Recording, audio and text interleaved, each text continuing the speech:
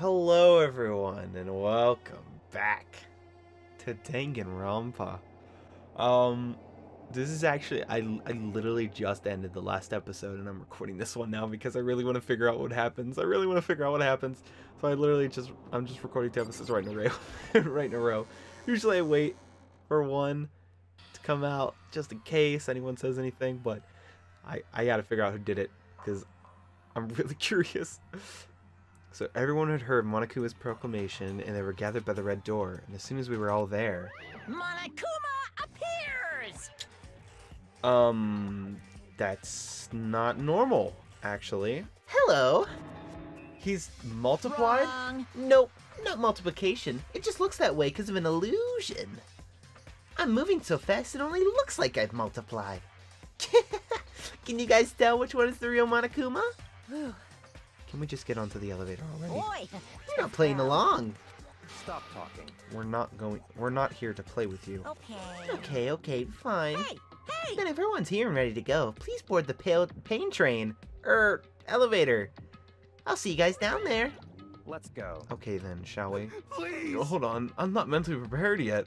What the heck? You'll never be mentally prepared. You can't run away anymore, hero. You're gonna pay for your sins. What the heck? I told you already. I didn't do it. For serious. That reminds me. Did you ever find the other costume or the note? Well, no, but... How unfortunate. Then it would seem we have our culprit. Hey. This isn't a place to talk about it. Save your accusations for when we get to the courtroom. That's right. She's right. Let's head down there first. Then the story can really begin. Yeah, good idea. That's right. I have to do it. I can't let whoever killed Hifumi and Taka get away with it. For everyone who's still alive, and for the 2 that lost their lives. Yep. The only one who killed Hifumi and Taka. The one who killed Hifumi and Taka. The one who killed 2 of our friends. The killer is... someone right here. Okay. I took one last deep breath and exhaled slowly. I began to walk toward the elevator. Once everyone was aboard... Oh, here we go again, dude! I never get tired of these.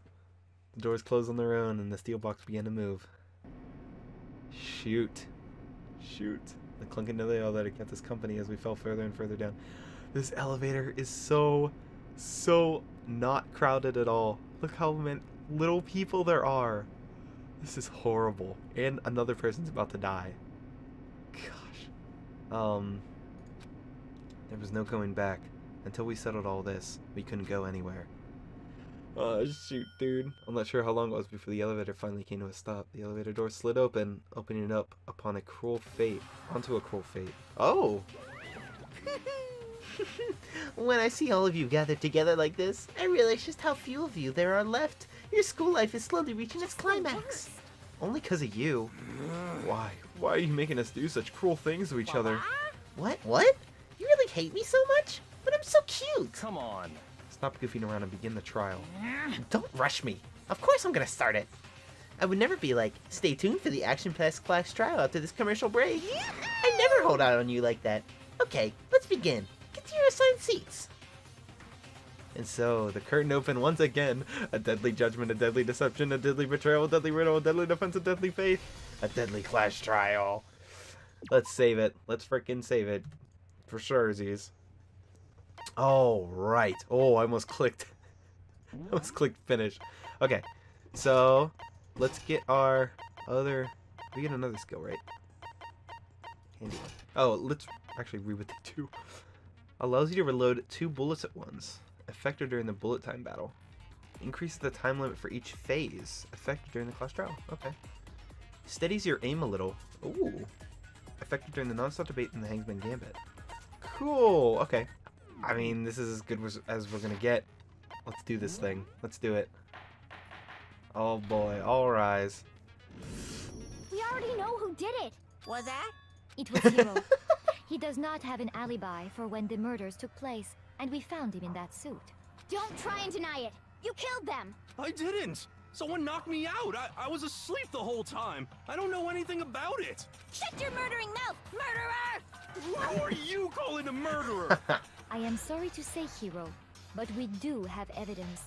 Blueprint for the suit. Parts we assume were used to build it. And all of it was found in your room. You have to admit, the evidence is quite compelling. How do we get into... Do we get our rooms with our handbooks? It points to you as having created the suit and wearing it while committing crime after crime. How many times do I have to tell you? I don't know. I don't know. Is he really the killer, or for anything else, we have to make that clear. Bo. Ah, shoot. His message. Okay. Everything we found in your room. The blueprints, the suit parts, they are all proof enough that you are the culprit. I don't know anything about that stuff. It's not true. It's a conspiracy. Hero, why? Why did you kill them? No, just hold on a second. Okay. I mean, looking at the blueprints, that handwriting is awfully messy. If I remember correctly, his handwriting is... Are all proof. No, that's wrong. No, that's wrong! Okay, break. So we gotta Are we break. sure Hero really made those blueprints? What do you mean? Well, take a look at this. It's the note that Hero wrote, asking everyone to meet up after Alter Ego disappeared. The handwriting's obviously different, wouldn't you say? When you compare it to the blueprints. There's no way you could think the same person made both of them. Unless that person made it a point to disguise their handwriting. No, the differences are bigger than that, I think. Come on. I'm not smart enough to think I'm trying to change my handwriting anyway. So Makoto, are you saying you don't think Hero's the culprit? And he's not the only one. I think Hero's innocent as well. What? Then who was in that Robo-Justice suit? Is it like Hero said? Was there really someone running around in a second suit? The suspicious individual hidden within the suit. Go ahead, Makoto. Tell them who it was. And of course he passed it off to So? me. Who was in the Robo-Justice suit? The suspicious individual question. The one that must have been in the suit.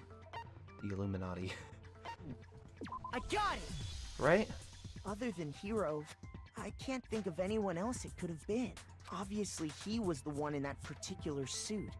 And we never found any kind of second suit. Then there can be no doubt. Hero is the prime suspect. That doesn't make any sense. You just said Hero didn't do it. It makes perfect sense. Hero was the suspicious individual in the suit, but he's not the culprit. So what you're saying is... That's right. The culprit in this case has nothing to do with being in the Robo-Justice suit. What? Now that's a bold assumption. And what reason do you have to make such a statement? You do have a reason, yes?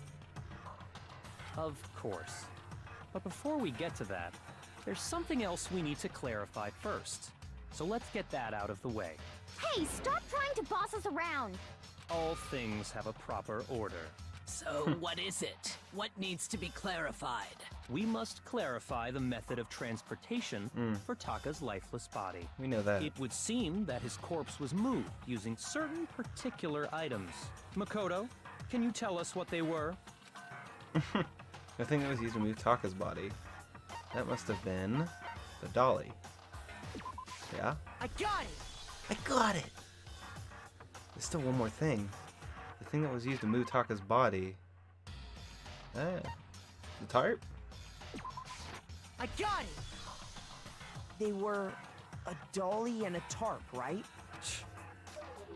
What's with that attitude? So, let's see if I can explain. Wait, it wasn't? Taka's body disappeared from the equipment room. And then we rediscovered it in the repository. And when we found it for the second time, it was wrapped in a blue tarp, right? It was the same tarp that, up until then, was stored in the equipment room. So the killer must have seen it there, and decided to use it when they moved Taka's body. That way, they wouldn't leave any bloodstains while they were moving it. Okay, that explains the tarp. And the dolly? Same thing. I'm sure the dolly was in the equipment room when we first found Taka's body there. But when the body disappeared, so did the dolly. Later, when Taka's body reappeared in the repository, so did the dolly. In other words, you think they used the dolly to move the body, am I right? But are you sure you are not mistaken? Huh? Are you absolutely positive the dolly was in the equipment room when we found Taka's body?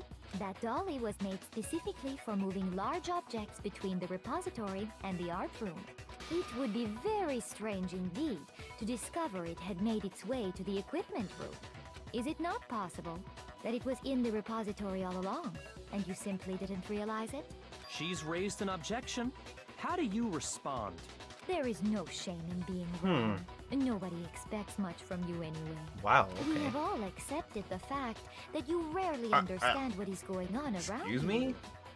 Alright, I'm killing her. Well, I've never had anyone sound so nice while being so mean, but maybe I can change your mind. If I can just explain to them why the dolly must have been moved from the equipment room to the repository. New element is added to bullet time battles. Yup. They're still adding stuff in, dude. Come on. Reloading. Starting with the next bullet time battle, we're going to add one more ingredient to the recipe. On the bottom of the screen underneath the tempo marker, you see your ammo count. Wait, what? Up until now, there hasn't really been a limit on how you destroy your opponent's statements. From now on, just locking on and pressing the left mouse won't be enough to handle them. Now it will cost you 1 bullet to destroy a single remark. Once you run out of bullets, you can't destroy any more statements no matter how locked on you are. However, you can reload by pressing the tab key. Just like locking on, you have to press the tab key in time with the tempo marker. Oh my gosh. Basically, just remember that the tab key now has a function along with the R, M, L, or the right mouse button and left mouse button. You'll be automatically reload at the start of a fever time, and your ammo will not decrease. Oh, but if your action difficulty is set to gentle, you won't have to reload at all. In which case, you can ignore everything I just said. Well then, good luck and have fun. But we're doing a bullet time battle now? I thought that was for, like, the end. I don't get it. The moment of truth? What? You have it wrong. I cannot agree. You are a fool. So pathetic. Lies will get you nowhere. Do your worst. Away with you. You miserable wretch. I cannot agree. You are a fool. Lies will get you nowhere. Do your worst, you miserable wretch. You have it wrong. I cannot agree. You are a fool. So pathetic. I don't know what's going on. Lies will get you nowhere. Do your worst. Okay. Final strike. I Equipment room cannot bloodstain. agree. What? This should prove it. Okay. So, what? What? I don't get it. If you're asking for proof that the dolly moved, I have it right here. When I found the dolly in the repository, one of the wheels had a blood stain on it. There was a pool of blood in the equipment room with a tire mark in it that matched the dolly wheel's tread. The killer probably rolled the dolly through the blood on accident as they wheeled the body out of the room, and as the blood dried on the tire, they moved the body into the repository. So there's my proof that the dolly was used to move Taka's body. Okay. Jeez, does Celeste really hate me that much? Anyway, that was just something we had to get out of the way. Let's get back to the main subject. Okay. Yeah, the subject of how Robo Justice didn't do it. Because if it's not a killer robot, then what kind of robot is it? I'm not sure that really matters. I'd be happy to explain why the occupant of the suit couldn't possibly be the killer. If you look back on how the body was transported, it will become immediately obvious. Oh, right. Hina said you couldn't bend down in it. And you had to bend down to push the dolly. I mean, you could kick it with your feet, I guess, but they mentioned, or Makoto mentioned that. He said you have to, like, bend down to, like, push it, right? If you look back how the body is moved, it would clearly be the person in the suit couldn't have done it. What does he mean by that? I think we know what that means. Make my argument. Robo Justice costume. As we know, Taka was killed in the equipment room. Very true. And from there, the body was moved to the repository, Yes. correct? Yeah, the culprit wrapped the body in the tarp, then loaded it onto the dolly and wheeled it off, right? Now, keep in mind that the dolly doesn't have a handle. Yep. Well, yeah, but even without a handle, all you'd have to do is bend over. That's it. Not even gonna look through the rest. That's it. That's it. Break. You're absolutely right that you could push a dolly without a handle if you stoop down low. But if you were wearing that suit, do you think you could actually get into a position like that? What do you mean? Think back to what you said when we were all checking out the suit together. Remember? Yeah, come on, Hina. What are you doing, man? Those blinds are bad in here. Can't see my feet at all. I'm surprised you got anywhere in this thing. I'm telling you, it wasn't me. And not to mention, you totally can't bend at all at the waist. Seems like a pretty obvious oversight. When you're in that suit, not only can you not see your feet, but you can't even bend at the waist. Am I right about that? Now that you mention it, yeah. It seems like it'd be awfully hard to push that dolly if you couldn't bend over. Well, what's to stop you from simply pushing the dolly with That's your what I feet? said. When you can't even see your feet? You really think someone could kick the dolly all that way? Yeah, it'd be totally impossible. Not that I can say for sure myself. On top of that, if you were wearing such a rigid, cumbersome suit, it's very unlikely you would have the dexterity to go about wrapping the body in a tarp. Well, I mean, isn't that just a matter of taking off the suit when you're ready to move the body? There's absolutely no chance that the costume was taken off to move the body because once it's on, you can never take it off. Or you can't take it off by yourself. Hero's not strong enough. You can't take it off by yourself. I got it! I don't think taking off the suit was an option. If you remember... Well, she wasn't there, was she? I don't know what's up with this thing, but I can't actually get it off. A little help? Why would you make something that you can't take off by yourself? I didn't make this stupid friggin' thing. There's a clasp on the back that's keeping you from getting it off. It looks pretty sturdy. I don't think you can get it off on your own. We don't really have a choice. Let's help him. That's true. It seems impossible to put the suit on or take it off without help. Then, you really can't take it off by yourself? Hero wasn't just making it up? Yeah. Of course I wasn't making it up. If he could have gotten it off by himself, I don't think he would have let us see him wearing it. Yeah. Showing up in the suit was basically an invitation for everyone to suspect it. Yeah, that's right. So, it's really, really true that Robo-Justice couldn't have moved the dolly? To be clear, whoever did move the body, it couldn't have been Hero in the robot suit, correct? No, wait. Just a second, if you please. Have you forgotten about the picture that I took? You all got a good look at it, did you not? The image of Hifumi being dragged away by Robo-Justice? Okay, so the R and J's are on the shoulders. I don't know. If whoever was in that suit is not the culprit, how do you explain that? Besides, do you remember what the now deceased Hifumi said? How did you get hurt? That guy hit me. What guy? Robert Justice. That's what I decided to call him just now. So long as those facts exist, the proper conclusion is beyond question. The individual inside the suit and the culprit are one and the same. It was Hero, without a doubt. Yeah, that's gotta be right. I don't know. Hold on a second. It's still far too early to reach that conclusion. Yeah. Besides, there's no hurry to decide who did it. Before we rush to a verdict, shouldn't we explore every single possibility? Instead of seizing on one viewpoint, the truth is uncovered by analyzing things from every angle.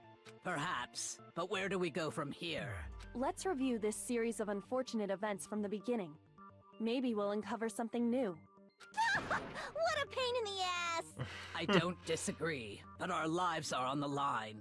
If this is what it takes, we have to do it. Plus, maybe we'll get to find out where the heck Kyoko was when everything went down. All right then, let's take another look back at what happened. I suppose we could start with this morning. 4 of us gathered together in the dining hall. Makoto, Hina, Kyoko, and myself. Celeste wasn't there. I don't know, man. I'm starting to think it's her. Because, I mean, it's... I don't know. We just had a battle against her and she's being all weird and stuff? We waited maybe? there for quite a while, I'm guessing. but nobody else showed up. So we went to look for everyone. And that's when she found Celeste. That was around 8 a.m. And as soon as we split up, Kyoko went missing. Soon after that, Hina found Celeste in the rec room and quickly came to get Makoto and me. It seems I was unconscious for about an hour after I was attacked by my mystery assailant. I know it was an hour because I remember being attacked a little after 7. You can just say that, That was though. when we saw Celeste's picture and discovered that her assailant had been wearing a strange costume. As it turns out, it was Robo Justice. It also soon became clear that this same Robo Justice had abducted Hifumi. We were soon joined in our search by Byakuya and Toko, and then went on to find Hifumi in the library. He was injured, so we took him to the nurse's office and resumed our search for the suspect. But not long after leaving the nurse's office... What's wrong? I saw a shadow, something moving around at the top of the stairs. When Celeste told us that, we decided to split up and search the second floor. And soon after that, I saw someone moving around on the 3rd floor, and I yelled out to everyone as soon as I did. Celeste, what's wrong? That was a rather intense scream for someone like you. I saw him, the strange costume man. He ran off as soon as I screamed. I was blocking the stairs, so he headed further down into the hallway and disappeared. and then... Yeah! Huh? What was that? That came from downstairs. It must have been Hifumi. He's in the nurse's office. This is bad. Come on, we have to go back. At that point, we decided to divide up into 2 groups. Celeste, Hina, and I went back to the nurse's office, while Sakura, Byakuya, and Toko chased after the suspect. Yeah, why did he scream? Celeste was there with us. I don't know. When we got back to the nurse's office, we found Hifumi, dead. And that's when we heard the body discovery announcement. I left Celeste and Hina there and headed back to the 3rd floor, to let the others know what had happened. Meanwhile, we had just discovered Taka's body in the equipment room. We must have found both bodies at almost exactly the same time, because we heard the same announcement not long after we discovered his body. And that's when I told you guys about Hifumi. Then the 3 of us headed for the nurse's office. But right after we left the physics lab, we ran into Celeste, who'd arrived after us. And she told us something very surprising. I don't get it. Hifumi's body has disappeared. We rushed back to the nurse's office and saw that she was right. Then we remembered we'd left Toko passed out in the equipment room, so we... Oh, whoops. I skipped through. This can't be happening. Are we hallucinating all this or something? But when we got there, we discovered that now Taka's body had also gone missing. Next thing we knew, we were searching the school for 2 missing dead bodies. And after some time... Celeste informed us that she'd found the bodies, and we all headed to the repository, which is where we rediscovered the corpses. I think that about covers it. I see. The whole thing sounds exceptionally complicated. It certainly seems to me that these are not a simple series of connected events. Okay, well, if that's true, then what? Rather than a single series of events, I think we have to consider each murder a separate situation. Okay. And from there, we can uncover the contradictions surrounding all of them. Now then, let's get started, beginning with what happened to Taka. The contradictions hidden in what happened to Taka. In order to uncover the truth of this case, I have to find them no matter what.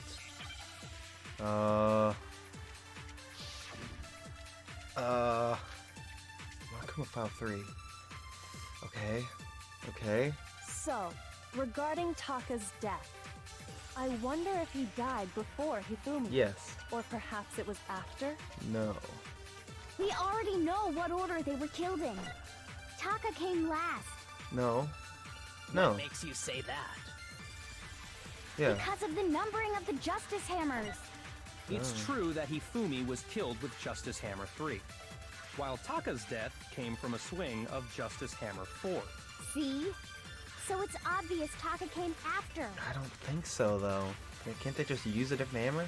The Justice Hammers were numbered, but were they really used in that order? Because of the numbering of the Justice Hammer.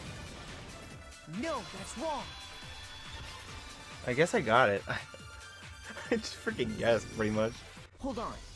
There's no reason to assume that the hammers were used in the same order Yeah, as their numbers. that's what I'm trying to say. If anything, that's just another way the killer tried to disguise their actions. So you're saying the culprit wanted us to think the hammers were used in order, but in reality, Taka was killed before Hifumi? Yes. Okay then, let's see the proof.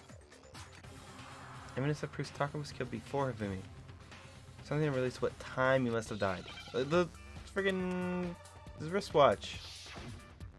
Watch? Is it gonna be watch? What is it? Oh my gosh. Oh, it's wristwatch. Oh, wrist. Wrist.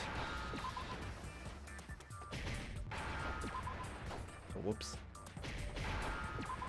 Watch. Watch. C. I need a C. I need a C.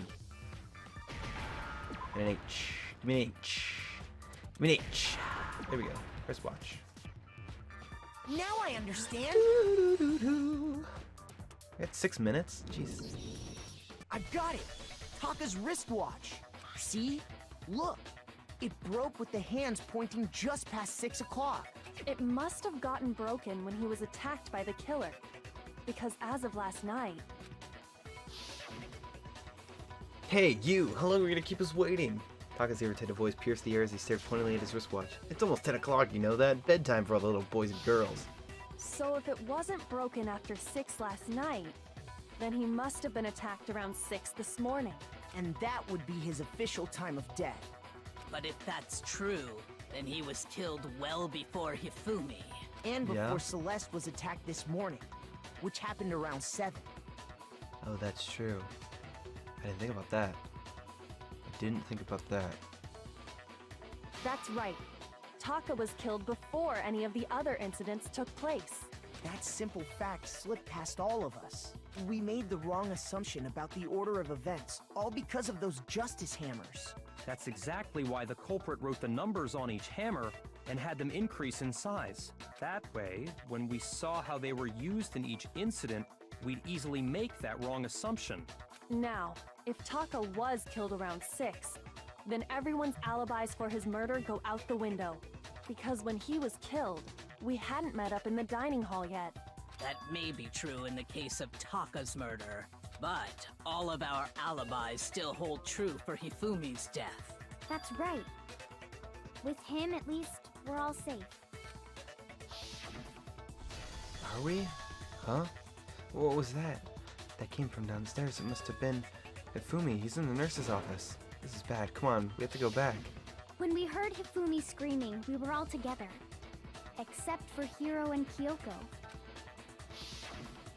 Then we all ran down to the nurse's office, and that's where we found his body. That's totally true. We're all in the clear. Oh, I know! They must have recorded him screaming on a tape or something, then played it later on! If that's true, where's the tape? I don't know. Don't just go making stuff up. Anyway, we all have rock-solid alibis for when we heard Hifumi scream. Since all of us were there together, clearly none of us could have killed him. And it does not stop there. There was also the moment when we discovered his body had disappeared. When his body vanished from the nurse's office, Hina and I were in the bathroom together, while everyone else was in the equipment room, correct? And then there's the disappearance of Taka's body from the equipment room. At that time, we were all gathered together in the nurse's office because of Hifumi going missing. Well, don't forget, I was passed out in the equipment room the whole time. Wait, then what if Genocide Jill did it? She could have dragged Taka's body out of there right then! Even if she could pull that off, there's no way she could have done the same with Hifumi's body. Because, as we just established, she was passed out in the equipment room when his body disappeared. Besides, I didn't do either of them anyway. In other words, it is impossible that any of us could have killed Hifumi or moved either of their bodies. On the other hand, Hiro and Kyoko had disappeared, so they most certainly could have done those things. So what now, Kyoko? So for now, well, we can't get I was gonna say fixated that. on who did it, or we'll just keep going around in circles. So instead of who, I propose we start talking about how. In particular, I think we need to figure out how Hifumi's body got moved. Yeah, that's the most confusing thing That's true. to me. We searched everywhere, but we couldn't figure out how to explain his body disappearing. And according to what Celeste said, We cannot have been gone for more than a minute or two, though. So then the killer was able to get in and move Hifumi's body in that short amount of time? It seems so. his body apparently disappeared in the 1 minute her and Hina took their eyes off of it. But to carry that much weight from the first floor up to the third in that short amount of time? Oh man, yeah! There's no way! It'd be impossible! Well, what if I told you there was a way to make the impossible possible? What is it? What? How? If the dead body were to move itself. Okay. And think about that. I mean, we knew he kinda got up and talked. Oh. The dead body moved on its own? No! Not another ghost! I don't think it has anything to do with the occult. I think what she's implying is we thought Hifumi was dead, but perhaps in reality he was still alive. He was alive? Are you saying Hifumi wasn't carried out of the nurse's office, but simply walked out on his own? But I mean, we found his body. He was dead. Perhaps he was simply playing dead. That it isn't possible. The idea that Hifumi was still alive, is it really possible? I mean, he did get up and walk. Broken wristwatch. What? What does this have to do with anything? Are you saying that when we first found Hifumi in the nurse's office, there's a chance he was actually still alive? No, it is impossible. Hifumi was dead, without a doubt. And you know that how? Surely you heard the body discovery announcement along with the rest of us. Oh. Hifumi's dead body had been found. And that is why the announcement was made. Are we really so sure about that? Maybe the announcement was intended to signal someone else's discovery. Oh, okay. I'm sure the body discovery announcement was only made once, but Hifumi and Taku's bodies were discovered at almost the exact same time. Exactly the same time. Oh, okay, I guess I got it. No, it's wrong. Dude, I'm just like guessing at this point. Was the body discovery announcement that was made really intended for Hifumi? Of course it was. The announcement played right after we discovered his body. Maybe. But that was also the same time that Taka's body was found. That's right. It wasn't long after finding his body that we heard the announcement. So there's a good chance we've made a mistake in there somewhere. I think we've confused whether the announcement was for Hifumi or Taka. First of all, if two bodies had been found, there really should have been two announcements. Maybe Monokuma simply got lazy and rolled them together into one. What do you say, Monokuma? Any comment? Well, it's a very sensitive issue, so I can't go into too much detail. But what I can say about the body discovery announcement is that it's only broadcast when 3 or more people find a dead body for the first time. That didn't answer our question, man. We're asking if you're a lazy bum. No, actually, that was plenty. Huh? He said it's only broadcast when a body is discovered for the first time. Which means, even if we find the same body again later, he won't make the announcement again. If that's true, then why was the announcement made again later on? Huh? Later on? Exactly. We heard the body discovery announcement twice. Oh, we did? The first time it played was when we found out each body in the nurse's office in the equipment room. Second time was when... Oh, I don't I remember. got it! I don't We heard remember. it the second time in the repository. when we rediscovered the two bodies. Oh. Okay. Body's been discovered a certain amount of time. Okay. It didn't seem weird at the time, but it contradicts what Monokuma just told us, doesn't it? Exactly. If we were actually rediscovering both bodies, the announcement shouldn't have played. And in reality, when the two dead bodies were rediscovered, one of them was actually being discovered for the first time. So, when we found Hifumi the first time in the nurse's office, he wasn't actually dead yet. Then why did it play on his rediscovery? If he was still alive and got brought back to... Like, did he actually come back to life, or was he just not dead? I mean, I guess I don't Meaning know. he wasn't actually found dead until we came upon him in the repository. And that's just part of it. There's one other thing that leads me to believe he was still alive in the nurse's office. Oh, he wiped off his glasses. He couldn't see. Oh, makes so much sense. Because he was super good at playing dead! Bada bing, bada boom! That is the worst logic I have ever heard. But honestly, Bada bing, bada I do boom. not think there's anything that can prove he was still alive. He wiped off his then. glasses. Let's take another look at the events surrounding Okay. the discovery of his body. Then it should become clear whether he was really alive or not. This whole thing is pointless. There has to be proof that somehow Fumi was still alive. I have to find it and show it to everyone. Oh, come on, just let me show it. Don't give me another one of these confusing things. Okay, his glasses. Well, here's one thing we do know. The first time we found Hifumi's body was in the nurse's office.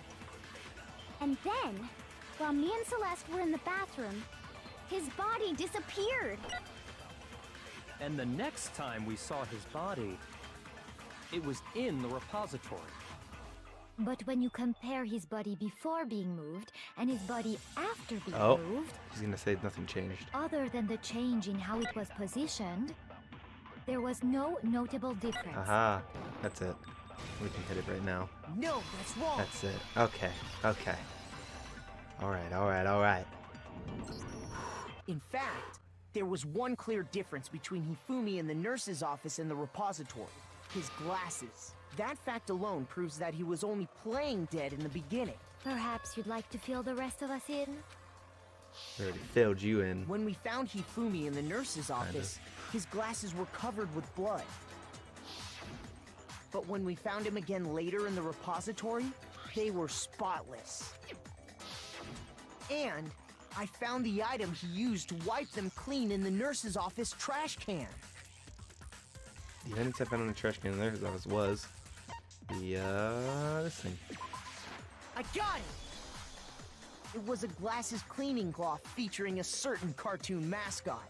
One look at the bloodstain on the cloth should make things clear. This piece of cloth was used to wipe Hifumi's glasses clean, and the mascot on the cloth is the same one that's on the digital camera, right? Correct. And whose digital camera was it? Hifumi's, of course. The character was Princess Piggles from Demon Angel Pretty Pudgy Princess, I think. I highly doubt anyone but Hifumi would have brought something like this to school. I see your point. And the only people here who wear glasses are... I wouldn't be caught dead using a tacky piece of garbage like that. A few tissues is all I need to keep my glasses clean. Okay. Then there's no question. It belonged to Hifumi.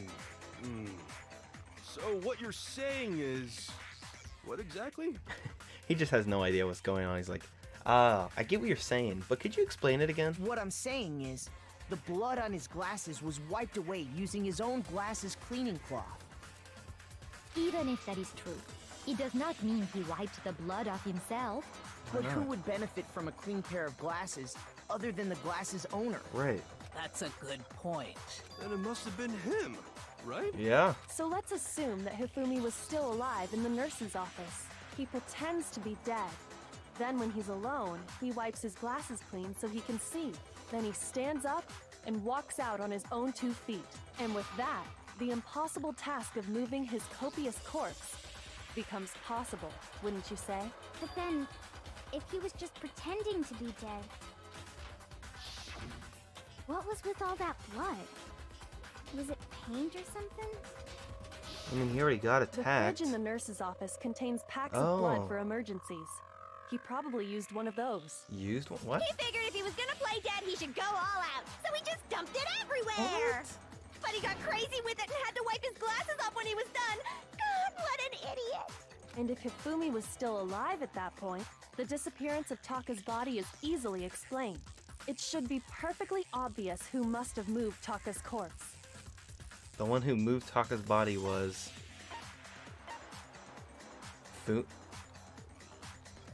Sakura? Taka himself? No. Hifumi. Nothing's been said about Sakura. It's gotta be Hifumi, right? I guess? I don't know. Yeah? It could We got it only right? have been Hifumi. While we were all gathered in the nurse's office, he went to the equipment room and took Taka's body. That also explains how the door to the repository got locked. Right. The door was locked? Well, after the bodies disappeared, we all went looking for them, right? So me and Sakura headed for the repository. But when we got there, the door was locked. And the repository door can only be locked from the inside. Which means when Hina and Sakura got to the repository, someone was already inside. And it could only have been Hifumi, who just finished stashing Taka's body there. Why, though? He convinced us all he was dead. And when he saw his chance, he dragged Taka's body to the repository. So, Hifumi wasn't just another victim in this case. He was one of the assailants. What? What? What? But that means he took part in the murders. I just can't believe it. No If way. you're having trouble, would you like me to show you one more piece of evidence? There's more? Oh, absolutely. The single biggest fact pointing to his involvement has yet to be revealed. You know what I'm talking about, right, Makoto? The item he took off of Taka's lifeless body? Oh, he took the note. Oh. So he took the note. He took the note. I got it! You're talking about So- the note Hifumi had hidden away, aren't you? Hidden note? That's right. We found it stuffed in his pants. Wait. Didn't Hifumi really like Celeste? Oh, I bet he did this for her. He must have, right? He must have. What? In his pants? Yes, his pants. Don't be like. Okay, well, forget about the pants for now. Take a look at what the note says. I found a hole maybe we can use to escape. Monokuma can't find out, so don't tell anyone about it now. Let's meet in the equipment room at 6 a.m. Ah, that's the note I was telling you about. The one that told me where to go. Huh? Wait, this one's a little different. In my note it said, Monokuma can't find out, so don't tell anyone else for now. Let's meet in the rec room at 1 a.m. I see. Then this note isn't the same one Hiro got. It's not the same? In other words, the killer got in touch with another person besides Hiro. And that person could only have been... Fumi's pants. Wait, what was the question? I completely don't know the question. Probably not Fumi's pants and probably not me. So I'm gonna guess Taka. I got it! That's right! Taka! The killer used this note to draw out Taka and murder him. Yes. Hello? Over here! Objection! Objection! I don't really understand what's going on, but Hifumi had that letter, right? So whoever wrote it wasn't drawing out TikTok, they were drawing out Huffy! Just to be clear, TikTok is Taka and Huffy is Hifumi, right? Ugh! Yes! Why must you ruin it every time? Man, Genocide Jack is seriously scary, but still, I can't let her get to me.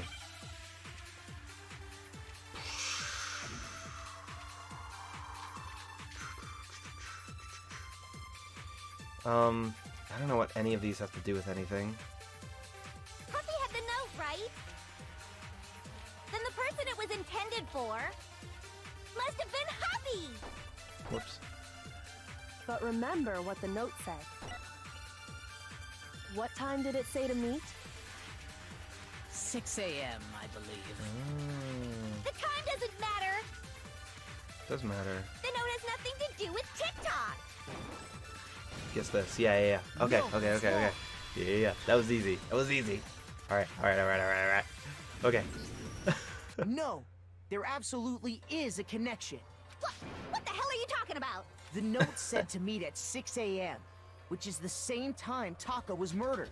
We've already proven that using his wristwatch. But there's more. Look where the note says to meet. The equipment room, right? Oh, yeah. Which is where Taka was killed. I see. So, Taka was murdered at both the time and place written in the note. I think that should be plenty to show that this note was definitely meant for Taka. Well, when you put it like that... No further objections! Okay. Then someone used that note to trick Taka. Just the same as me. Ugh. The culprit really is a cold-blooded monster. Telling people they found a way out. But if they gave the note to Taka, what was Hifumi doing with it? Stuffed down his pants, no less! Most likely. Hifumi stole it off Taka's corpse after he died. Huh? He stole it? Where's your proof? Go ahead, show us. Proof that Fumi stole the note from Taka was the fact that it's ripped, right? I got it! I got it. When I searched I got Taka's it. body, I saw that his lifeless hand was gripping a small scrap of paper. If I'm right about this, the sheet of paper this piece came from is... I knew it! It fits perfectly with the note we found hidden on Hifumi. Then Taka's scrap and Hifumi's note. Yup. They're from the same piece of paper. Okay. Hifumi had the note meant for Taka, while Taka's corpse still grasped a small piece of that note. There's only one way to explain it. Taka died clutching the note. Hifumi tried to free the note from his death grip, leaving behind only one small scrap. Did I get all that right? That means Hifumi knew the note was important. Mm-hmm. Exactly. Which proves that he was an accomplice in the murder. Okay, I'm gonna guess he was an accomplice for Celeste. That's what it seems like to me. Like, I don't Whoa. see any other possible way. Yeah. After seeing all this, Hifumi was super involved in this whole thing for sure. Okay. In fact, he was behind the whole thing. In fact, he's still alive. What? Sorry, no. Okay. I was like, no, come on. When we found him in the repository, Hifumi was truly and completely dead. Then how did he come The back to second life? body I don't discovery understand that. announcement proves that. So then, who killed Hifumi? Whoever did is the mastermind, the true killer. He was killed in the repository. So he must have been killed not long after transporting Taka's body. So, he must have been killed after Taka's body vanished, but before we found both bodies in the repository. During that time, we'd all split up and were searching for Taka's missing body. Mm-hmm. In other words, during that time, none of us have alibis. Wait, but me and Sakura were together. Stop trying to steal the spotlight, you stupid walrus! Wow, Who are okay. you calling a walrus? Anyway, when they were killed bothers me too. But there's something that's been bothering me even more. And what might that be? The weapon they used to kill Hifumi. The weapon? Yeah, because I mean, according to the Monokuma file, the way Taka and Hifumi were killed was almost the same, with them having similar fractures and all. But Justice Hammer 3 and 4 were still laying around in the nurse's office and equipment room, right? Oh, they were killed with the hammer that was clean, already washed? So he if was Hifumi killed. was killed in the repository, the culprit would have had to grab one of the hammers, kill Hifumi, then put the hammer back where they found it. But wouldn't that be seriously risky for him? I'm surprised. It seems there's some semblance of a brain knocking around that skull of yours after all. Hell yeah, it's packed in there good and tight. He's right, though. I don't understand it either. Okay, that's the where the washed Monokuma hammer comes file into makes it. it clear that they were killed using similar instruments. But if the hammers Interesting. were already laying around those other rooms, So the question is, how could the culprit have gotten their hands on either of the hammers? Personally, I haven't a clue. So which hammer was used to attack Celeste? Number 1 or number 2? Those were accounted for in other rooms too. And I don't think either one is big enough to kill someone. Then, Is it not possible they used a different weapon? I don't think it is possible. They were both killed with the same kind of thing, right? So then, what was used to kill Hifumi? The one that was actually used to kill Fumi. The whole picture surrounding this case won't become clear until we figure that out. Somehow I have to find the truth. Is it the washed hammer? That's what I'm guessing. Spotless hammer. What was used to kill Hifumi? Was it Justice Hammer 3? Maybe Justice Hammer 4? No. Well, whatever it was, there's one thing we have to figure out. How was the culprit able to move around so freely with the weapon? How did nobody witness them carrying it? sounds like a Justice Hammer 5 is about to make its appearance! Check out murdergear.com/hammertime for more info! Well, one thing seems pretty clear. Murdergear.com/hammertime. The murder weapon had to be one of the Justice Hammers. No. And, that's about it. I mean, oh, whoops. Okay. Hifumi was killed in the repository, right? So if the weapon used to kill both of them were actually similar. Okay. Okay, we got it. Okay, we're good. Oh, sweet. Whew. The murder weapon wasn't a Justice Hammer at all. No, it was something completely different. But, seriously? A different weapon? Specifically, a hammer from the repository. The killer could have easily used that to kill Hifumi. Now, all the hammers in the repository were covered in flecks of grit and debris. But for some reason, one of them had been scrubbed clean. Huh? And the reason it had been scrubbed clean was most likely because it was used to commit murder. If the hammer got covered in Hifumi's blood, of course they'd have to clean it off. I'd also like to point out that the repository has all kinds of hammers. Big ones, small ones, and even some flat mallet-like ones. I think whoever made the Justice Hammers used those as a basis for their design. Yeah. If that's true, that would explain the Monokuma file's note about the wounds being similar. So Hifumi moved Taka's body to the repository, where someone then used a hammer to kill him. And whoever did that is the true killer. The one Hifumi was working with. And the one who betrayed him. Hold on a moment. I still think it's strange to assume someone was working together with him. The way the graduation rule works, there is no benefit to helping someone else carry out a murder. So the idea that anyone would work together like that is simply ludicrous. We talked about this, did we not? Talked about how there wouldn't be any reason to work for anyone to work together. At least that's what we thought at first, but it's her. It's gotta be. Come on. Right?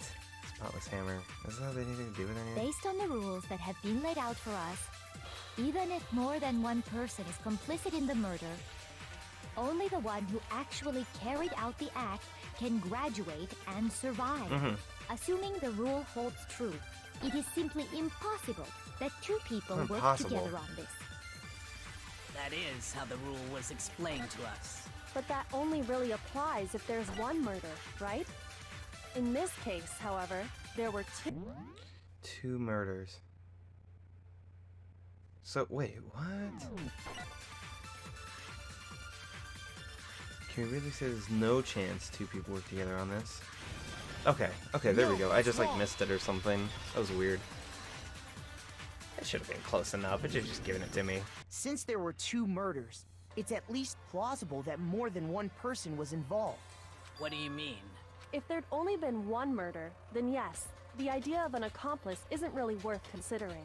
Naturally, if only one person can be saved per murder, an accomplice has no risk versus reward benefit. Risk versus reward benefit? The payoff for working together. The reward that balances out the risk of taking part in a scheme. There's no point in being someone's accomplice if there's no benefit to you. However, if there were some potential mutual reward for the risk, then cooperation becomes possible.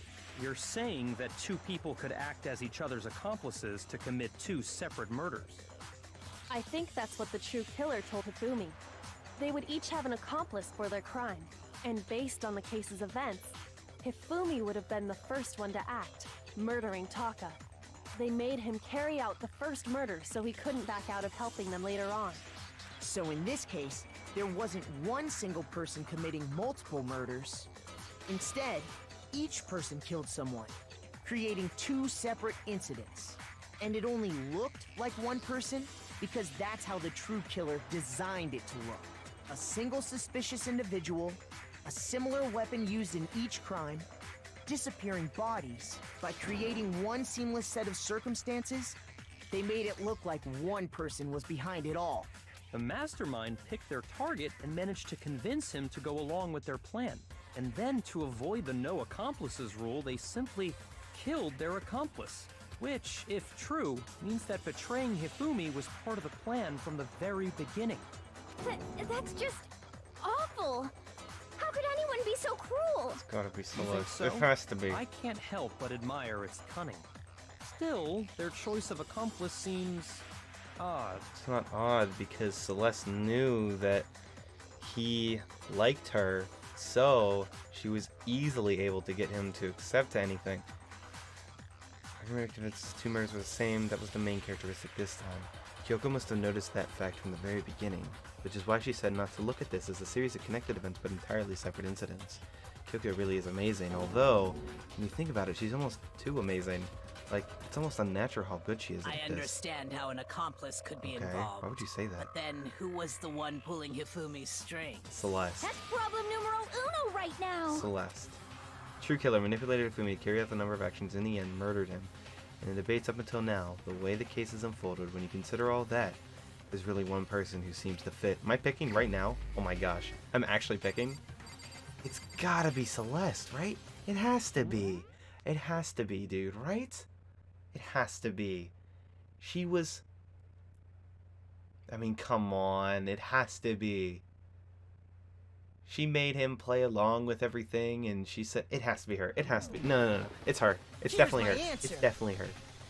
You're getting it. It was Celeste. Ah, so I'm the suspicious individual now, am I? Yeah, you are. I really do hate this kind of joke. A joke? I wonder. So what you are saying, then, is that I specifically chose to work together with Hifumi. The idea that I would choose to spend any amount of time interacting with him, that I would go within 10 feet of that shit for brains, that lazy, worthless goddamn idiot! Pardonnez-moi. Just to be clear, there is evidence to support it. Is that so? It is. Throughout the investigation, there was certain behavior that was common only to the two of you.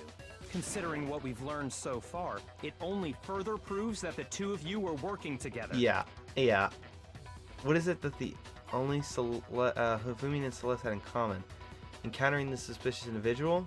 Oh, the paper hidden in Hifumi's pants, the screaming. They did both scream. Was that like their way of telling each other to do things?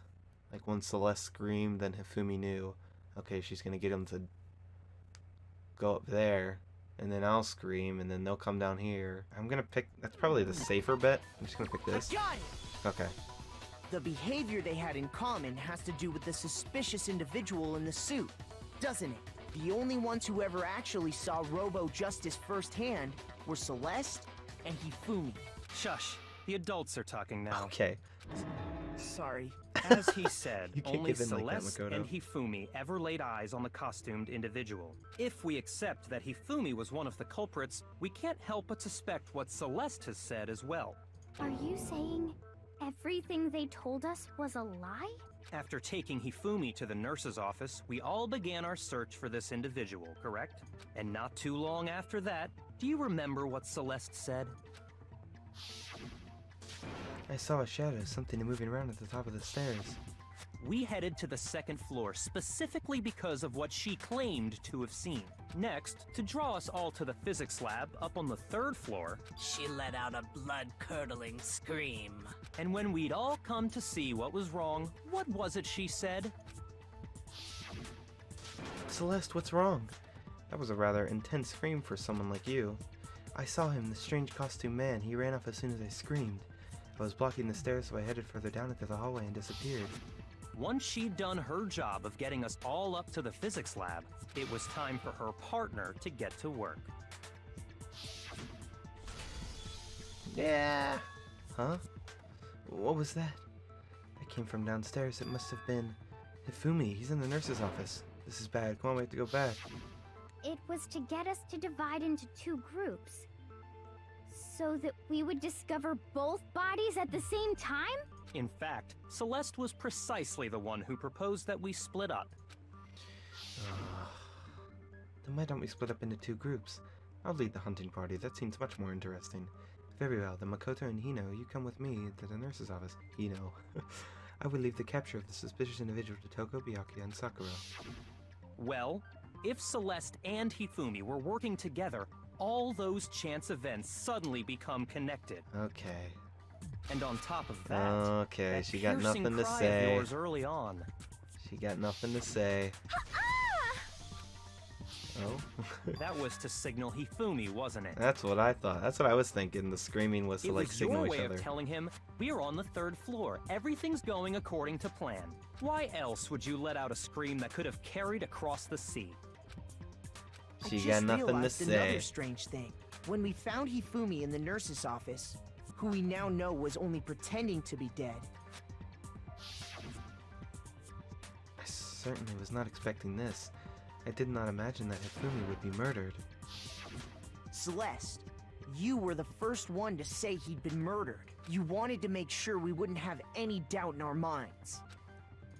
Got nothing to I don't say, believe it. boy. Everything. Oh, wow. The whole thing was one big act. This is not how I thought this would play out at all. Hina, you were with Celeste when Hifumi's body disappeared, right? Yeah. I was feeling kind of sick, so Celeste took me to the bathroom. Wait! Then that was... She wasn't worried about you. She just saw a chance to help Hifumi sneak out of the nurse's office. Each piece isn't much by itself, but start putting them together and the picture gets very ugly indeed. Wouldn't you agree, Celeste? I have no idea what you mean. Don't bother trying to deny it. Yeah, come You on. made one fatal mistake. Ooh. Oh, did I? I didn't even catch it myself when you first said it, but looking back, I can say that that one little slip-up was your undoing. What are you talking about? I'm talking about what you said after Hifumi's body disappeared and we returned to the nurse's office. What did she say? They must really be enjoying this. Enjoying the sight of us standing around frightened and confused. We're all going to die here. We're all going to die just like those guys did. Or died. I remember her saying that too, but I don't understand what's so strange about it. Okay. Then pay attention. Sakura, Toko, and I were first to discover Taka's body in the equipment room. Yeah, did she not know Taka had died yet? Then Makoto showed up and told us Hifumi had been killed. So Sakura and I left with Makoto. Once we were in the hall, we ran into Celeste, and the four of us headed to the nurse's office. Now, the entire time we were together, none of us said Okay. anything about Taka I get it. being I dead. get it. It's making sense. Okay, so she said those guys. Think She about didn't it. know two people had Celeste's been killed. comment doesn't make sense. It was completely out of place. Yeah, I messed see up. what you're talking about. Messed up. Although I don't really get what it means. You hear that, Celeste? Everyone's having some trouble understanding. Could you repeat what you said? If you're really not the culprit, you shouldn't have any problem repeating it, right? Ah! Byakuya said that Celeste's comment didn't make sense. But what is he alluding to? The fact that she said guys. Oh, it's move on number 3. It's probably doesn't have to do with anything. All I said was... They must really be enjoying this. Enjoying the sight of us standing around, frightened and confused. They must be positively elated. We are all going to die here. We are going to die, just like those guys died. And that is Did all I grab said. this? I don't know. And that's all it takes to finish this. Yeah. What was so strange about Celeste's comment? Okay, okay, okay. Okay, I guess No, that worked. it's wrong.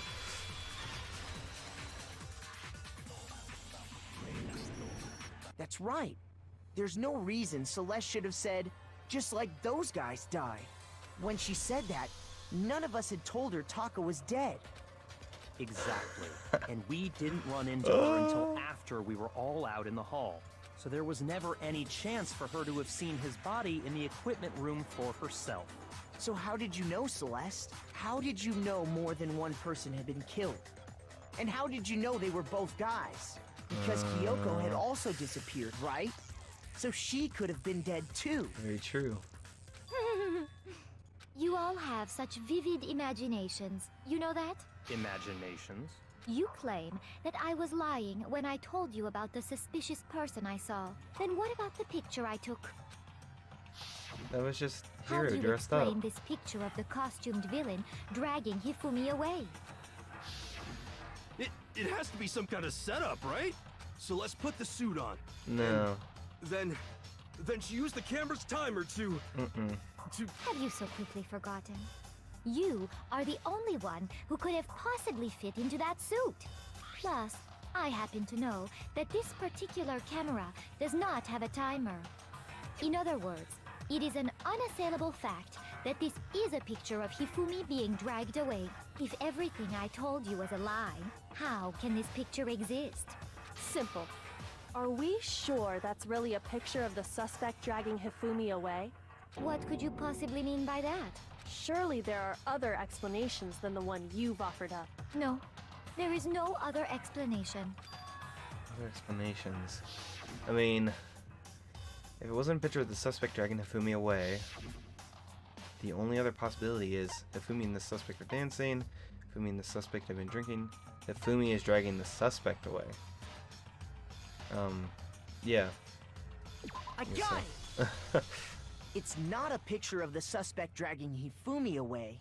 I would say it's a picture of Hifumi dragging the suspect away. That's certainly within the realm of possibility.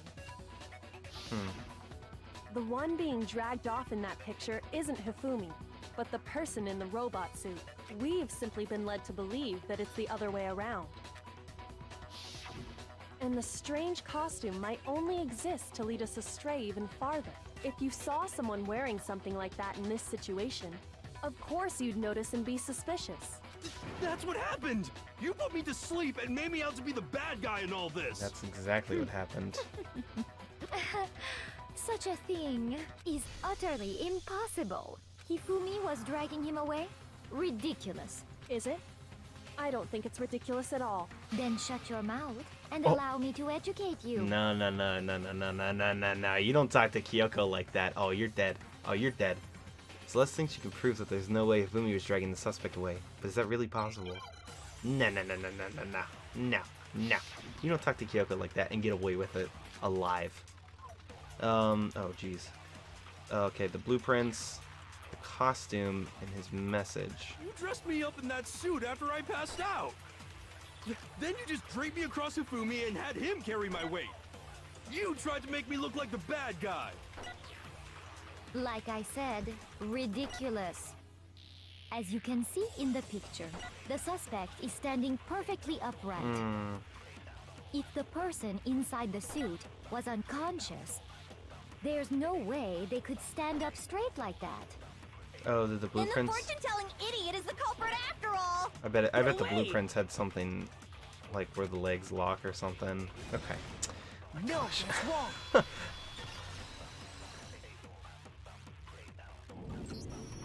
No. Even if the person inside the suit were unconscious, they could still stand up like that, because that Robo-Justice suit had a certain characteristic. You totally can't bend at the waist. Seems like a pretty obvious oversight. That's right! They totally made a mistake when they made it, so it couldn't bend at the waist. I'm not so sure that was a Yeah, that was mistake. intentional. I think the suit was designed from the beginning to be used the way it was. Celeste and Oh, Hifumi took you the suit son of a they'd gun. specially designed and stuffed Hiro into it. That's how they were able to fake that whole thing. The point of it all was to make us believe whoever was in the suit was to blame. Well then, I suppose this is checkmate. Yep. Checkmate? Oh, she's going crazy. Don't make me laugh, you idiot. What do you mean, checkmate? Celeste? Clearly, you want to cram me into your little guilty box. Well, there's one little problem. Have you already forgotten what Hifumi told us as he lay dying? Hey, Fumi, who was it? Who attacked you? Who tried to kill you? Who killed me? That's right, I remember their name. Yasuhiro. When we asked him who had attacked him, his answer was quite clear, was it not? He said, and I quote, Yasuhiro. In other words, Yasuhiro Hagakure! Wait! But my name isn't really Yasuhiro! It's actually Taro! Your confusing statements don't make any sense. You're only making things more complicated. He did say Yasuhiro. But are we sure he was really pointing the finger at Hiro? What the hell are you talking about? I'll burn you alive! Oh my gosh, I swear. What do you mean by that? Think back to how Hifumi used to talk to us. How did he refer to each of us? Oh, he said people's last names. He did say people's last names. He also That's he would right. always yeah. Our last names. He called us all by our last names. Wow. Exactly. I know I heard him say Mr. Naegi more than once, for Yup. example. So if Hifumi did mean to say Hiro's name, he would have said his last name, Hagakure. I'm sure it was just incidental. By chance, his first name. Indecent? Don't talk. Random chance. Now isn't that a convenient explanation? Yep. No. There's no reason to think he would have said the name any different than normal, but he must have run out of energy before he could say any more. So Hifumi was trying to tell us the last name of whoever killed him? But the name he said doesn't apply to anyone here. Well, no. Hold on. Wait. There's one What's Celeste's person last it name? could apply to. Oh no. And that's Celeste. She never actually told us what her real name is. What did you just say? To think you'd take your false accusation so far, I don't know whether to laugh or spit! Come on! Enough with your idiotic blather! Yasuhiro is a loser's name! Do I look like a loser to you? Well, do I? What? I think I've earned the right to be a little on edge. Okay, then fill us in. What's your real name? Fine! Make sure your ear holes are wide open Okay. and listen up! Alright. My real name is Celestia Ludenberg. Alright, Could you Ludenberg. please stop making me repeat myself over and over again? He's going crazy, bro. Celeste still won't give up, so then I have to do something to make her accept it. Full-time battle? Maybe? I don't know. No, make my argument. Okay. Come on, dude. E-handbook. Spotless hammer. The message. I guess that's some... Maybe the e-handbook? Hifumi was trying to tell us something. Okay. He wanted us to know the killer's last name, Yasuhiro. If there's one person here who might have that last name, It would have to be you, Celeste. You haven't told anyone what your real name is. How many times do I have to tell you? My name is... Celestia Ludenberg, god damn it! How long do you plan to go on pretending? I'm not pretending. It's the truth. And since you have no way to contradict me, that's the only truth there is! Okay. Yep, we have to shoot that statement down. We might have a way. No, We that's might wrong. have a way to contradict it. We might have a way, Celeste. Oh, you son of a bitch. That's it! The handbook! What? Anytime you turn your handbook on, it shows the owner's name when it boots up, right? Monokuma told us all about it before. This handbook is absolutely vital to a healthy school life, so don't lose it. When you start it up, it will display your name. Always make sure you have the right one. Now, this is not your everyday notebook. It has so much more uses than that. So all we have to do is check her handbook, and that'll clear up everything. That's how we can find out Celeste's real name. That's an invasion Wow. of privacy. I refuse to cooperate. Well, then we're just gonna vote for you, so... Celeste, can you please just tell us what really happened? Please, just tell us. Come on. Please. Even when I'm put in check, it's just my nature not to give up. Because...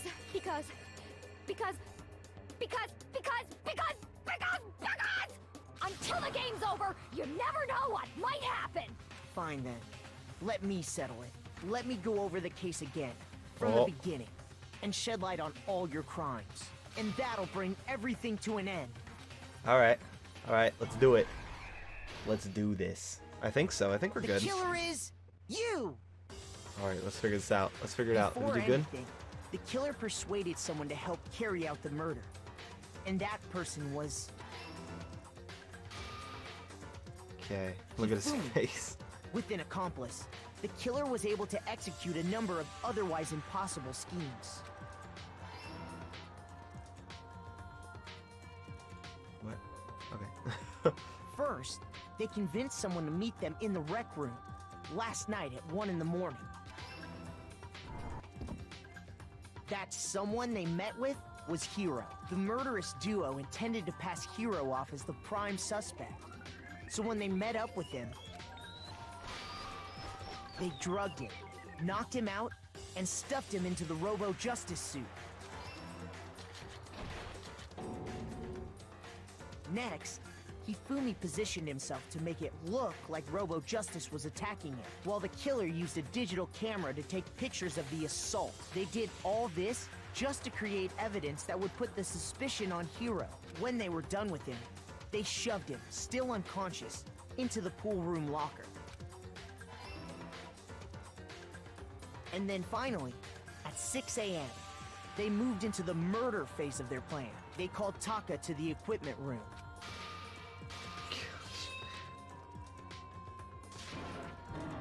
Poor Taka, man. He didn't deserve that. And that's where Hifumi killed him, making it the scene of the first murder. The murder weapon was Justice Hammer 4, which was left there in the equipment room. The reason Hammer number 4 was used was to create confusion about the order of the crimes. So, next they falsified 2 more assault incidents. For these attacks, the killers pretended to be the victims, to solidify Robo-Justice as the suspect. The first fake incident was the attack in the rec room. There, the killers wanted us to see Justice Hammer 1, and the Robo-Justice pictures they'd taken. They wanted to make sure we bought the surprise attack story. The second fake incident was the attack in the library. This time, they planted Justice Hammer 2, and an injured Hifumi, to sell us that story. With these 2 incidents, the killers were able to create a certain preconception in our minds that the suspect was increasing the size of the hammers and attacking people in order as they did. We fell right into their trap and started looking for the suspect based on that. But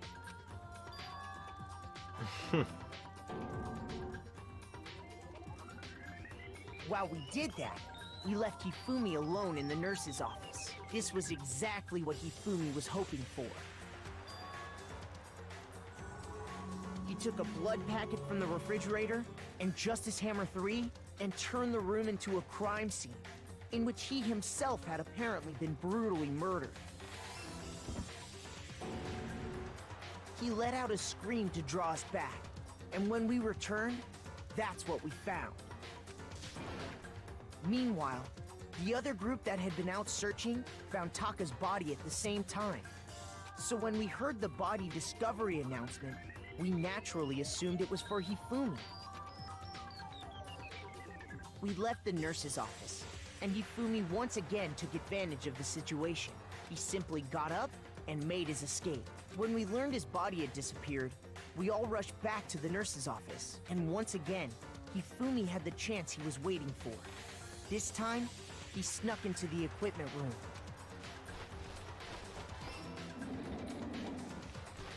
He wrapped Taka's body in a tarp and used the dolly to move it all the way down to the repository. That explains how each of the bodies disappeared. But even Hifumi didn't know what the true killer had in mind for their final act. Their plan all along was to kill Hifumi and get rid of the one person who could betray them. And they did it using an ordinary, everyday hammer from the repository. That should cover everything that happened in this case. And the villain behind it all is... Oh, pretty flowers. Celeste. Oh. What's happening right now? You don't insult Kyoko, get away with it. Wow, look at that. Celeste. Sorry, you lose. Dang.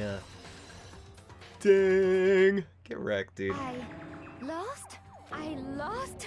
When was the last time I was forced to utter such words? They hang heavy around my neck. Then you admit it? You're the killer? Listen to you, trying to take charge, as if you're my private instructor. I, Celestia Ludenberg.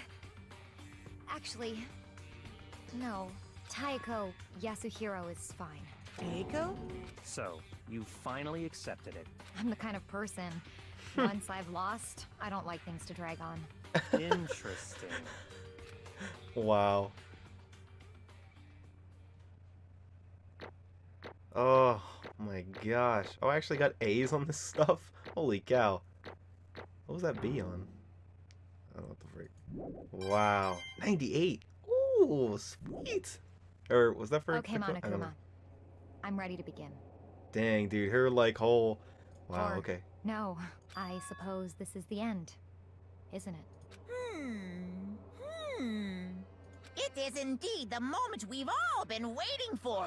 Time to vote. Okay? Okay. If you would, please locate your lever and cast your vote. And when the votes are tallied, who will become the blackened? Will you make the right choice or the dreadfully wrong one? What's it gonna be? What's it gonna be? I can't believe we got through that, dude. Wow, I couldn't have expected it to play out that way. That's insane. Wow. Like, my whole like, What? everything I thought from the beginning is, like, completely turned over. It's basically a formality at this point, but once again, you're totally correct. The Blacken this time, the true killer who devised the whole stinking scheme was Celestia Ludenberg, or more precisely, Tako Yasuhiro. I guess. Honestly. I lost. Well, that sucks. I guess trying to work with someone else was a mistake after all. Ifumi's ineptitude was beyond all my calculations. I knew it. So you really did approach Ifumi with this plan. But how did you get him to agree? I can't imagine he would have happily agreed to commit murder. I'm sure she relied on her specialty, lying. My specialty? Don't make me laugh. I didn't have to lie to get him to agree. So then, Then did you use... you know. I knew you'd figure it out, Kyoko. You're absolutely right. To get Ifumi to act as my accomplice, what did you do? Indeed. I used her. Oh. Alter ego? Oh, so did she steal alter ego? For everyone who's still left, I'll avoid to mention it by name, but it was the one thing Ifumi and Tako are both super into. Does she mean... she talking about alter ego? Say what? What? What? What are you talking about? just a second. Don't interrupt. We're in the middle of a very important conversation here. I'm totally out of the loop as usual. How sad. In other words, Then you're the one who stole Indeed. it. That's right. I see. You used it to drag Ifumi into the plan you'd come up with. Wow. Right again. Last night, after we had our meeting about how it disappeared, I paid Ifumi a little visit. Oh my gosh, his room. The figurines and the... what is that on the wall? Oh, what are you doing here? Actually, I was hoping I could talk to you, alone. It is about what was stolen. I know who did it. What? What? are you okay with It was this? Taka. He stole it. What? So then... And I have proof. Would you like to see it? As it turned out, I'd found a use for the digital camera. I'd taken you-know-what to Taka's room earlier and took pictures of it there. I deleted the picture as soon as I'd showed it to Ifumi, of course. Damnation! Grr. So it was him. But how did he do it? He was supposed to yell if either of us got close to her. You are correct, which is why Taka forced me to steal it. Say what? What? As for me... Please forgive me. He threatened me. Oh. He did? As for He me... came to my room last night unannounced, and then, it's hard for me to even say, He abused me. What? What? And he took pictures. He asked if I did not do as he asked, he would show them to every— Wow. So I had no choice. Damnation! That's a crime, an absolute crime. I know he got a little crazy, but Say what? I never imagined he would go that far. It was amazing how completely he bought it. I can't express how enjoyable that was. I'm about to say something never before in my life. I'm gonna kill him. I'm gonna... Whoa, Fumi, you can't be swearing around here. kill him. Most unfortunate. Wait, please, if you go now, you'll be playing right into his hands. Huh? Actually, Taka is planning to use her to escape, and he has made you his target. What? Escape? You don't mean... Taka is trying to kill you. What? indeed. And also he can keep her to himself. That bastard. Okay. Honestly, Can we allow him to continue with these barbaric acts? Absolutely not. How could I? She... I swear! I have to save her. Save her! Oh my gosh. actually, Then, would you like to join with me? It just so happens I've come up with a plan. Huh? I have devised a way to reclaim what he has stolen and escape this dreadful school. And with that, it is complete. Huh? What are you talking about? Oh, nothing. Hifumi agreed without a second thought. The effect that Adam had on him was remarkable. The power of love, even a love as twisted as that, can still drive people mad, it would seem. You disgust me. I see. I have another question for you. Was that strange costume Hifumi's creation? indeed. Yeah. It was a real pain in the butt, too. All I asked him was to make something to hide the face and general body size. I had no idea he'd make something like that, but it's my fault for picking him in the first place. But... So, why'd you decide to make me the suspect? Because you're stupid. Huh? That's it? Let's see. And in that regard, I made the right choice. I'm so glad your stupidity surpassed my every expectation. Life must have been tough on your parents, though. I feel like I could cry. Well, But when you were explaining your plan to Hifumi, how did you explain the part about him playing dead? What she's asking is, what was Hifumi supposed to do after that, assuming you had actually let him live? Are you okay with That's simple. After he did his part and pretended to be dead, once someone showed up, I told him to say he'd been seriously wounded, he was on the verge of death, but he had just barely held on. And he really believed that? Well, of course. That wasn't all there was to it. As I explained to Hifumi, the plan was, while you were all questioning about what had happened to him, I was going to murder someone else. At that point, Hifumi would have an alibi, so no one could doubt him. I told him that, and he believed me. Believed it. It's all so very straightforward. Stereotypical. I just matched the lie to the level of the opponent, in fact. Hifumi ate it up. I believed the lie wholeheartedly, right up until the moment of his death. Or he believed the lie. so in the end, So you had planned to kill him all along. But of course, there must have been no point to my plan if the one who pretended to be dead did not end up dead himself. What the heck? How can human life mean so little to you? well, That's a non-issue. I simply did everything in my power to win. Don't be mean! Now you sound like Byakuya. I wonder about that. No, he derives his pleasure from the thrill of the hunt. In that aspect, we are nothing alike. Why? Then, what made you take this thing so far? Was it really just for money? Are you talking about the $10 million Monokuma offered us? That is a lot of money, it's true. But that's not all there is to it. From the moment our new life here began, my only thought has been escape. But all along you've been saying how we have to accept living here. You little bitch. Obviously, that was a lie. Duh. Hey! I couldn't take it. I hated it every day. I hated it from day one. More than anyone else in here. You I little wanted to get out. bitch. Every day was fresh torture. And do you know why?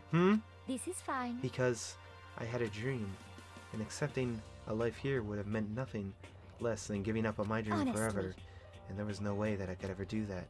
In the underground world of gambling, I risked my life to make a metaphorical killing, As for me, and it was all for that dream. And what was this dream of yours? isn't it wonderful? To live in a European castle. A castle? Oh my god, what the heck? And to gather handsome men from all around the world to serve as my butlers/bodyguards. I was going to make them dress like vampires and satisfy my every need. Once I obtained that, I would have created a perfectly aesthetic world of This decadence. is fine. Living the rest of my life there was my only dream, my only goal. That's what life is all about. I don't know if that's correct. Combined with my own winnings, Monokuma's $10 million would have made that dream a reality. I got right to the edge, but There is nothing to be unfortunately done. my dream has been scattered to the wind. Still, I don't have any regrets. I pursued my dream till the very end, so why would I? Just the worst. You sound so passionate, but you were really able to kill your own friends for it? Oh, Are you asking me to feel guilty? That's a pointless endeavor. I think nothing of sacrificing others for my own ends. I feel nothing. Do you understand? That's all there is to me. That's what makes me complete. Isn't it terrifying how different our values are? There's simply no room for understanding. what is this? That's what we should be saying. And plus, how can you be so calm? Don't you realize you're about to die? Why aren't you scared? My ability to lie is unrivaled, and I take pride in that. It is not just other people. I can even fool my own emotions. The conscious deceives the unconscious. And that's why you're not scared? Yes, indeed. That's right. I don't fear death. Kill me however you like. But you know, if I could be reincarnated, if I had a choice then, Isn't it wonderful? I think I would like to come back as Marie Antoinette. Hey, You'd just get executed again. Celeste smiled then, and when she did, it looked like a poor effort to force it. She claimed she could fool her own feelings, but that statement itself must have been her final lie. And that weak fake smile is what betrayed her. Thrills, chills, You're all done? Okay, kills. now let's get rolling. The Blacken disturbed the peace and must pay the price. Now then, I prepared a very special punishment. For her, the ultimate gambler. Let's give it everything we've got. It's punishment punishment time! I Yay! guess I'll let Kyoko hold on to this. Oh. What? Will it really give you the hope you're looking for? I can't say I ever saw it that way. Which is why, actually, it's not important. Well then, take care, everyone. Perhaps we'll meet again. In another life. Wow. Dang, dude. Alright. Here we go. Yay! Game over. Celeste has been found guilty. Time for the punishment. Yay! Wow, okay. Oh gosh.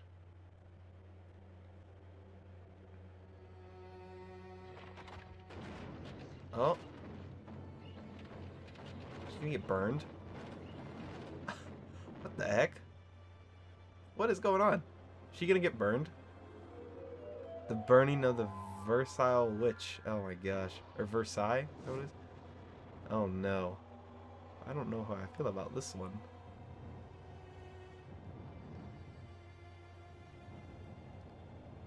Oh, it's so calm.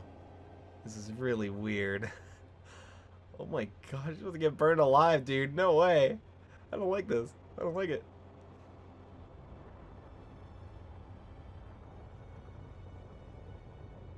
Wow, the music is like...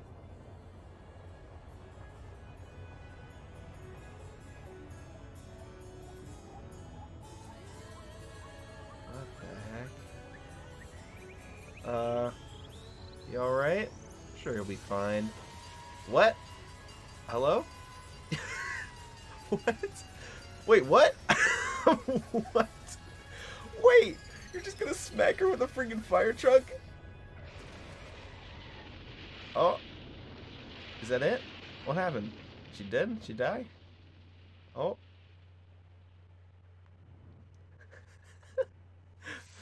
There you go, Monokuma. Putting it out. Wow. Is that it? I guess. It's over. The third execution is over. Celeste's death is over. Celeste killed my friends, so I can't pity her, but I also can't deny that at one point I considered her a friend too. And for him to just come along and... Isn't it just awful?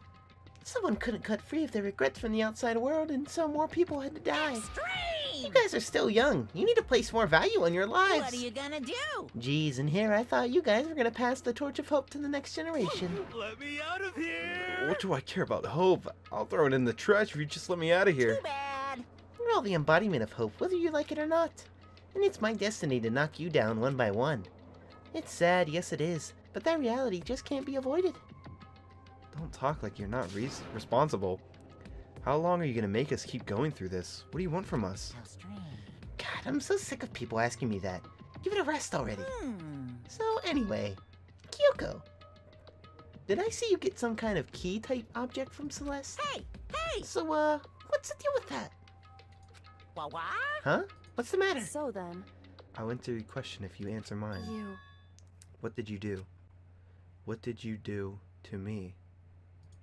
Ooh. What? Hey, Answer me. What did you do to my body? What? Ooh. Ooh, How oh man. exciting.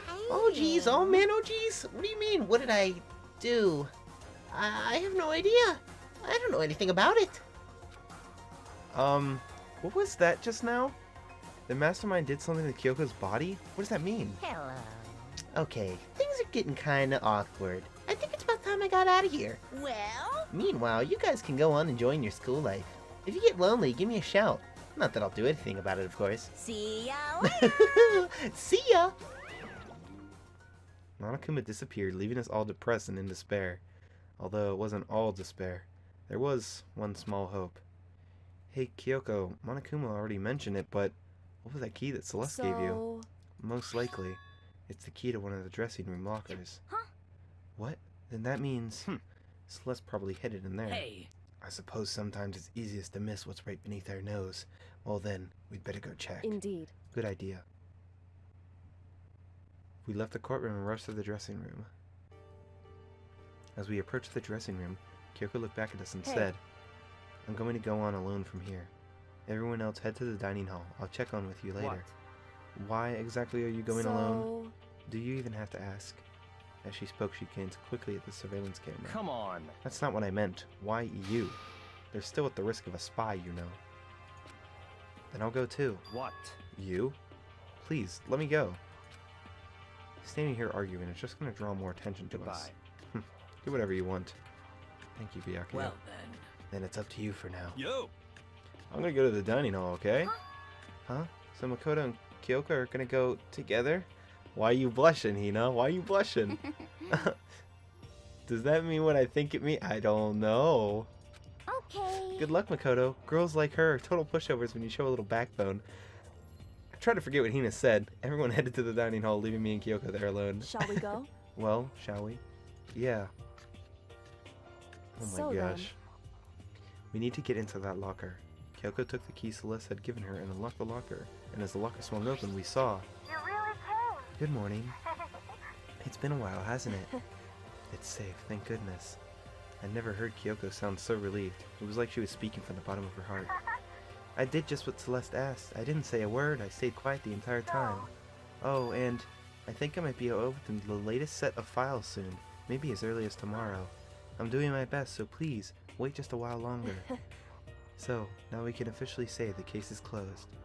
As far as this incident is concerned, sure, but can we take a second? Since we have this opportunity, I want you to be honest with me.